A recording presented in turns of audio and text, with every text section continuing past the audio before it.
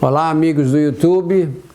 Hoje vamos responder a pergunta feita pela Karina Cartas. Aliás, não é uma pergunta. A Karina diz: Drauzio, fala um pouco sobre epilepsia, por favor, com muitos os, por favorzinho. Karina, a epilepsia se caracteriza basicamente por manifestações neurológicas, que vão desde crises de ausência, é a pessoa que está aí parada e de repente tem uma ausência, parece que desapareceu do ambiente e que depois volta ao normal, até crises convulsivas clássicas, aquelas que a pessoa se debate, que cerra os dentes e tem aquele quadro que assusta todo mundo que está perto. Há outros casos mais confusos um pouco.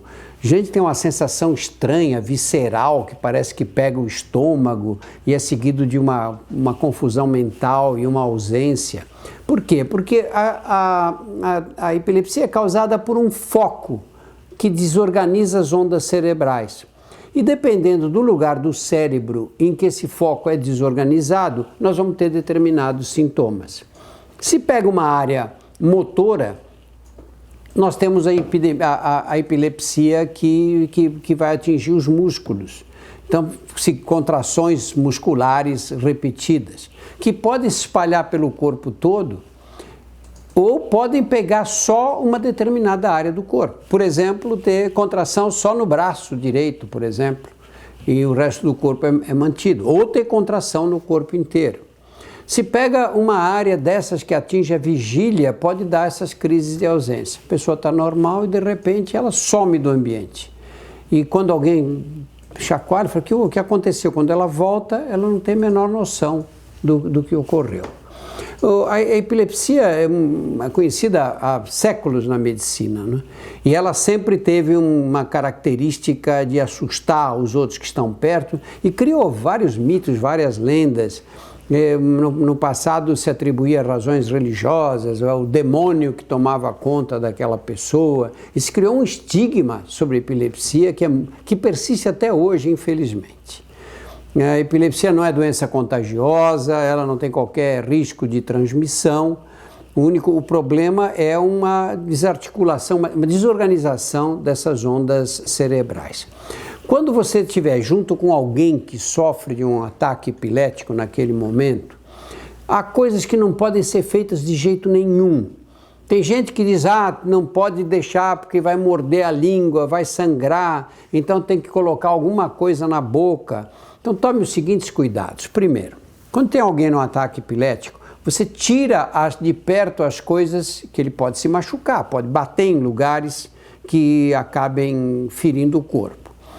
Não coloque nada na boca, não coloque colher, muito menos o seu dedo na boca, porque você vai tomar uma mordida difícil de soltar depois. Não coloque nenhum objeto para impedir que a pessoa morda a língua. Mas ela vai morder. É melhor que ela morda a língua, sangre um pouco e depois a língua se cura, do que você colocar um objeto que pode arrebentar os dentes, por exemplo, pode machucar e fazer a gengiva sangrar com cortes muito profundos. A única coisa que tem que fazer é deixar a pessoa deitada, quietinha, o mais protegida possível dos objetos, que nada cai em cima dela, e esperá-la se debater. É um pouco aflitivo você ver a pessoa se debatendo naquele momento, mas não há nada a fazer, não vai acontecer nada, porque esses ataques epiléticos têm uma duração de segundos, máximo alguns minutos, e param. Depois que acabou o ataque, que aconteceu, leva a pessoa para um pronto-socorro, porque ela precisa ser medicada, precisa tomar medicamentos que protejam, que a gente chama de anticonvulsivantes. Às vezes já vinha tomando esses remédios, esqueceu de tomar, e aí o que tem que fazer é dar essa orientação, mais nada. Não coloque nada na boca. Se morder a língua, paciência, vai parar de sangrar depois.